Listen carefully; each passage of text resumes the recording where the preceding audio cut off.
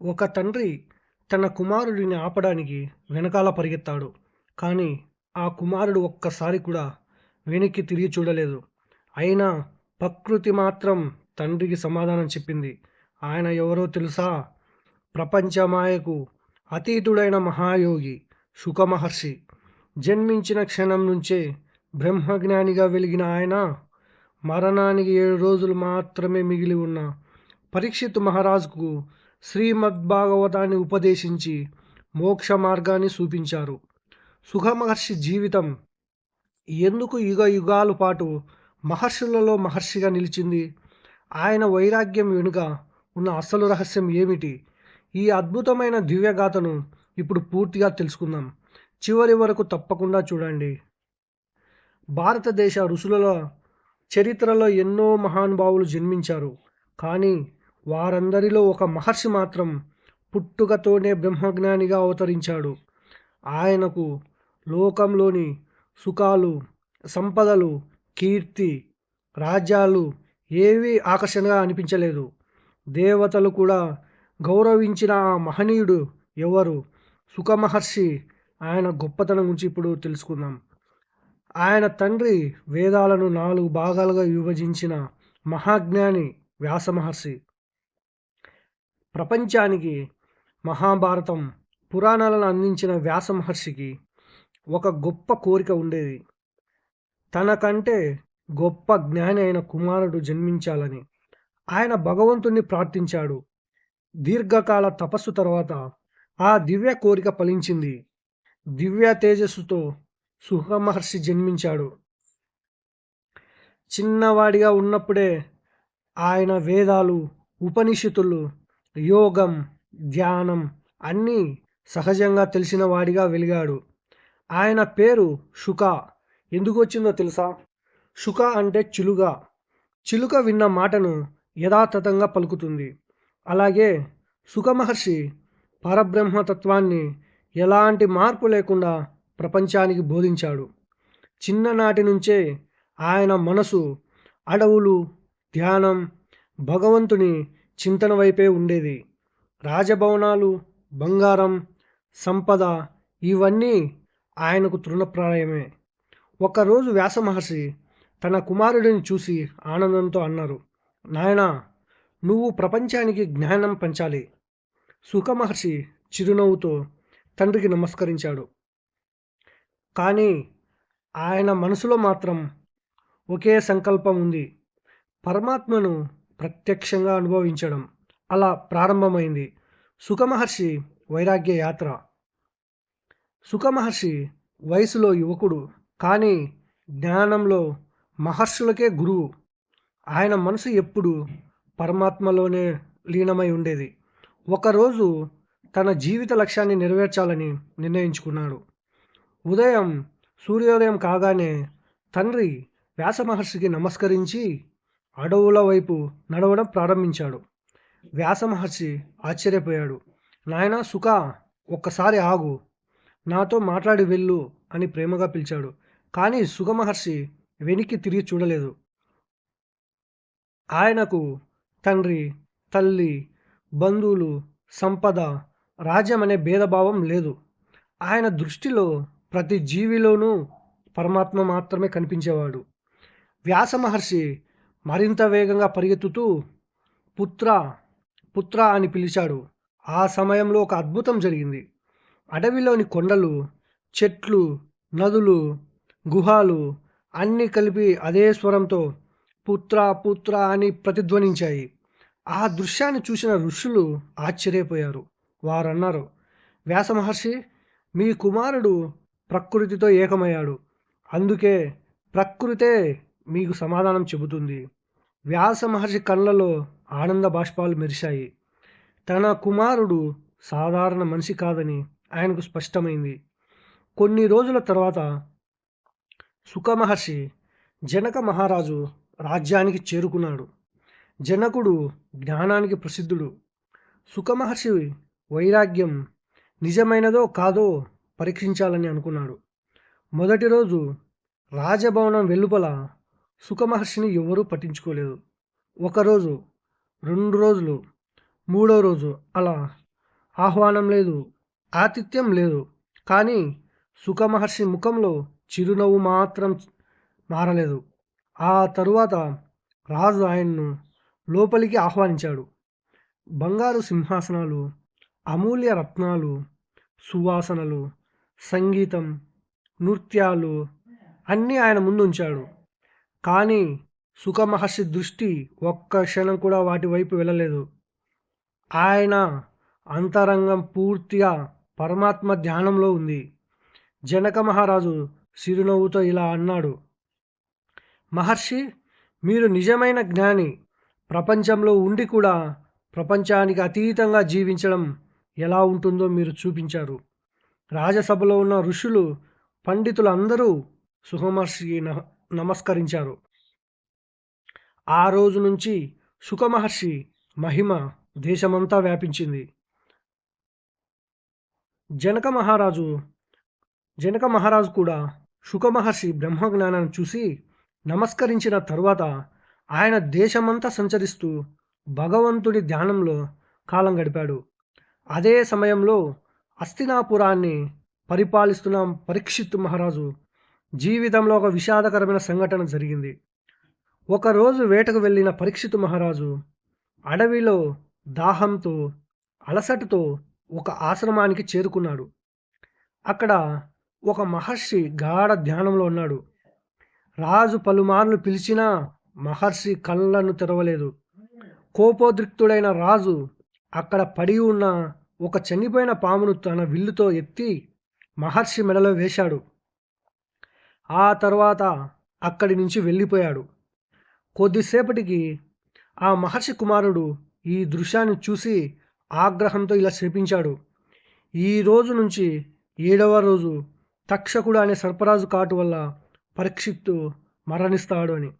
ఈ వార్త పరీక్షిత్ మహారాజుకు చేరింది. రాజు వెంటనే తన తప్పును గ్రహించాడు. నేను మహర్షిని అవమానించాను. ఈ శాపం న్యాయమే, కానీ మరణానికి ముందు మోక్షం పొందే మార్గం ఏమిటి అని ఆలోచించాడు. రాజ్యాన్ని తన కుమారుడికి అప్పగించి గంగానది తీరానికి వెళ్ళి ఉపవాస దీక్ష చేపట్టాడు. ఈ వార్త విని దేశం నలుమూలల నుంచి మహర్షులు, యోగులు, సిద్ధులు అక్కడికి చేరుకున్నారు. అందరూ ఒకే ప్రశ్న, ఆ ప్రశ్న గురించి ఆలోచిస్తున్నారు: 7 రోజుల్లో మోక్షం ఎలా పొందాలి? అప్పుడు దూరం నుంచి ఒక దివ్య తేజస్సు కనిపించింది. శరీరంపై ఎలాంటి ఆభరణాలు లేవు. ముఖంలో అపూర్వమైన ప్రశాంతత, కళ్ళలో అనంతమైన కరుణ. ఆయనే సుఖమహర్షి. ఆయన రాగానే అక్కడ ఉన్న మహర్షులందరూ లేచి నిలబడి నమస్కరించారు. పరీక్షిత్ మహారాజు కూడా వినయంతో ఆయన పాదాలకు నమస్కరించి ఇలా అడిగాడు: గురుదేవా, మరణం దగ్గర పడిన మనిషి ఏమి చేయాలి? ఎవరిని స్మరించాలి? ఎలా జీవిస్తే మోక్షం లభిస్తుంది అని. సుఖమహర్షి చిరునవ్వుతో ఇలా అన్నారు: రాజా, భయపడవద్దు. భగవంతుని కథలను శ్రద్ధగా విను. శ్రీహరిని స్మరిస్తే జనన మరణ చక్రం నుంచి విముక్తి పొందగలవు. ఆ తరువాత ప్రారంభమైంది శ్రీమద్ భాగవత మహాపురాణ ప్రవచనం. 7 రోజుల పాటు సుఖమహర్షి శ్రీహరి అవతారాలు, భక్తుల చరిత్రలు, ధర్మ రహస్యాలు, భక్తి మహిమను ఎంతో మధురంగా వివరించాడు. ఆయన మాటలు వినే ప్రతి ఒక్కరి హృదయం భక్తితో నిండిపోయింది. పరీక్షిత్ మహారాజు తన మరణాన్ని కూడా మర్చిపోయి పూర్తిగా శ్రీహరి చరణాల్లో మనసును లగ్నం చేశాడు. గంగానది తీరంలో వేలాది మంది ఋషులు, దేవర్షులు, బ్రాహ్మణులు, భక్తులు చేరుకున్నారు. అందరి చూపు సుఖమహర్షిపైనే ఉంది. సుఖమహర్షి ప్రశాంతంగా ఆసనంపై కూర్చున్నారు. పరీక్షిత్ మహారాజు చేతులు జోడించి నమస్కరిస్తూ ఇలా అన్నాడు: గురుదేవా, నాకు కేవలం 7 రోజుల జీవితం మాత్రమే మిగిలింది. ఈ సమయంలో నేను ఏమి చేయాలి? సుఖమహర్షి చిరునవ్వుతో ఇలా అన్నారు: రాజా, ఈ శరీరం శాశ్వతం కాదు. పుట్టిన ప్రతి జీవికి మరణం తప్పదు. కానీ ఆత్మకు జననం లేదు, మరణం లేదు. అందుకే భయాన్ని విడిచిపెట్టి శ్రీ మహావిష్ణువును స్మరించు. ఆ తరువాత ఆయన శ్రీమద్ భాగవతంలోని మహిమను వివరించడం ప్రారంభించారు. మొదట సృష్టి రహస్యం చెప్పారు. ఈ విశ్వం ఎలా ఏర్పడింది, బ్రహ్మదేవుడు ఎలా సృష్టిని ప్రారంభించాడు, కాలం, కర్మ, ధర్మం మధ్య ఉన్న సంబంధం ఏమిటో వివరించారు. తరువాత ధ్రువ మహారాజు కథ చెప్పారు. చిన్న వయసులోనే అంచంచల భక్తితో శ్రీహరిని పొందిన ధ్రువుడి కథను విని పరీక్షితు కళ్ళల్లో ఆనంద బాష్పాలు మెరిశాయి. తరువాత ప్రహ్లాదుని భక్తి, ప్రహ్లాదుడు ఎలా నరసింహస్వామి కృపను పొందాడో వివరించాడు. అనంతరం గజేంద్ర మోక్షం, అజామిలుని విముక్తి, అంబరీష మహారాజు భక్తి, వామన అవతారం, శ్రీరామచంద్రుని ధర్మం, ప్రతి కథలో ఒక గొప్ప ఆధ్యాత్మిక సందేశాన్ని వివరించారు. రోజులు గడుస్తున్నాయి. పరీక్షిత్తుకు మరణ భయం పూర్తిగా తొలగిపోయింది. ఆయన హృదయం భక్తితో నిండిపోయింది. 7వ రోజు సుఖమహర్షి శ్రీకృష్ణ పరమాత్మ దివ్యలీలను వినడం శ్రీకృష్ణ పరమాత్మ దివ్యలీలను వివరించడం ప్రారంభించారు. గోకులంలో బాలకృష్ణుని అల్లర్లు, గోవర్ధనగిరిని ఎత్తిన మహిమ, కంసవధ, కురుక్షేత్రంలో ధర్మస్థాపన, ప్రతి ఘట్టాన్ని ఎంతో మధురంగా వివరించారు. సుఖమహర్షి మాటలు వింటున్న ప్రతి ఒక్కరూ తమను తాము మర్చిపోయి శ్రీహరి నామస్మరణలో మునిగిపోయారు. పరీక్షిత్ మహారాజు హృదయంలో ఒక్కటే భావన మిగిలి ఉంది, నారాయణ నారాయణ. అప్పటికే శాపం ప్రకారం 7వ రోజు ముగియబోతుంది. అందరూ నిశ్శబ్దంగా తక్షకుని రాక కోసం ఎదురు చూస్తున్నారు. కానీ పరీక్షిత్ మహారాజు మాత్రం భయపడలేదు. ఎందుకంటే సుఖమహర్షి ఉపదేశంతో ఆయన ఇప్పటికే భగవంతుని చరణాల్లో తన మనసుని సమర్పించాడు. గంగానది తీరంలో అపూర్వమైన నిశ్శబ్దం అలుముకుంది. 7వ రోజు చివరి గడియలు సమీపిస్తున్నాయి. అక్కడ ఉన్న వేలాది మంది ఋషులు, యోగులు, దేవర్షులు అందరూ ఒకే దృశ్యాన్ని చూస్తున్నారు. పరీక్షిత్ మహారాజు మాత్రం కళ్ళు మూసుకొని ఓం నమో భగవతే వాసుదేవాయ అని నిరంతరం జపిస్తున్నాడు. సుఖమహర్షి ఆయన వైపు చూసి మృదువుగా ఇలా అన్నారు, రాజా, మరణం అనేది శరీరానికి, ఆత్మకు మరణం లేదు. ఈ క్షణం నుంచి నీ మనసులో శ్రీహరి తప్ప మరెవ్వరూ ఉండకూడదు. ఆ మాటలు విన్న పరీక్షిత్ మహారాజు పూర్తిగా శ్రీహరి ధ్యానంలో లీనమయ్యాడు. అప్పుడే శాపం ప్రకారం తక్షకుడు తన యుక్తిని ప్రారంభించాడు. బ్రాహ్మణుడి వేషంలో వచ్చిన కొందరు వ్యక్తులు రాజుకు పండ్లను సమర్పించారు. వాటిలోని ఒక చిన్న పురుగు రూపంలో తక్షకుడు చేరుకున్నాడు. ఆ క్షణంలోనే భయంకరమైన తక్షక నాగరాజుగా మారింది. ఒక్క క్షణంలోనే తక్షకుడు పరీక్షిత్ మహారాజును కాటువేశాడు. ఆ కాటు ప్రభావంతో రాజు శరీరం అగ్నిజ్వాలలతో దహించబడింది. అక్కడ ఉన్న వారంతా దిగ్భ్రాంతికి గురయ్యారు. కానీ అదే సమయంలో ఒక అద్భుతం జరిగింది. పరీక్షిత్ మహారాజు దివ్య తేజస్సుగా మారి శ్రీ మహావిష్ణువు చరణాల్లో లీనమయ్యాడు. అక్కడ ఉన్న మహర్షులందరూ ఆశ్చర్యంతో ఇలా అన్నారు, భాగవత శ్రవణం చేసిన వారికి మోక్షం ఖాయం. సుఖమహర్షి ఉపదేశం వల్లే పరీక్షిత్ మహారాజు జనన మరణ చక్రాన్ని దాటి పరమపదాన్ని పొందాడు. సుఖమహర్షి లేచి నిలబడ్డాడు. ఆయన ముఖంలో ఎప్పటిలాగే ప్రశాంతమైన చిరునవ్వు. ఆయన అక్కడ ఉన్న ఋషులను చూసి చివరిగా ఇలా ఉపదేశించారు, ఈ కలియుగంలో యజ్ఞాలు చేయలేని వారు, కఠిన తపస్సు చేయలేని వారు భగవంతుని నామాన్ని స్మరించండి, శ్రీమద్ భాగవతాన్ని వినండి, భక్తితో జీవించండి. అదే మోక్షానికి అత్యంత సులభమైన మార్గం. ఈ మాటలు చెప్పిన తరువాత సుఖమహర్షి నెమ్మదిగా అక్కడి నుంచి బయలుదేరారు. ఆయన ఎక్కడికి వెళ్ళారో, ఎలా జీవించారో ఎవ్వరికీ తెలియదు. కానీ ఆయన చెప్పిన శ్రీమద్ భాగవతం మాత్రం యుగ యుగాల పాటు కోట్లాది భక్తులకు ఆధ్యాత్మిక మార్గదర్శిగా నిలిచింది. సుఖమహర్షి పేరు వినగానే భక్తి గుర్తుకొస్తుంది, వైరాగ్యం గుర్తుకొస్తుంది, జ్ఞానం గుర్తుకొస్తుంది. అందుకే భారతీయ సంస్కృతిలో సుఖమహర్షిని బ్రహ్మజ్ఞాన స్వరూపుడు, భాగవత ప్రవక్త మహాయోగిగా ఆరాధిస్తారు. సుఖమహర్షి పేరు వినగానే మనకు గుర్తు వచ్చేది వైరాగ్యం, భక్తి, బ్రహ్మజ్ఞానం. ఆయన ప్రపంచానికి ఒక గొప్ప సందేశం ఇచ్చారు. శరీరం నశిస్తుంది, సంపదలు నశిస్తాయి, కీర్తి కూడా కాలంతో కలిసి మాయమవుతుంది. కానీ భగవంతునిపై ఉన్న భక్తి, ధర్మం, సత్కర్మలు మాత్రమే మనతో పాటు వస్తాయి. సుఖమహర్షి ఎప్పుడూ రాజ్యాలను కోరలేదు, సంపదలను కోరలేదు, శిష్యుల సంఖ్యను కూడా కోరలేదు. కానీ ఆయన కోరిక ఒక్కటే, శిష్యుల సంఖ్యను కూడా ఎప్పుడూ కోరలేదు. ప్రతి మనిషి భగవంతుని చేరుకోవాలి.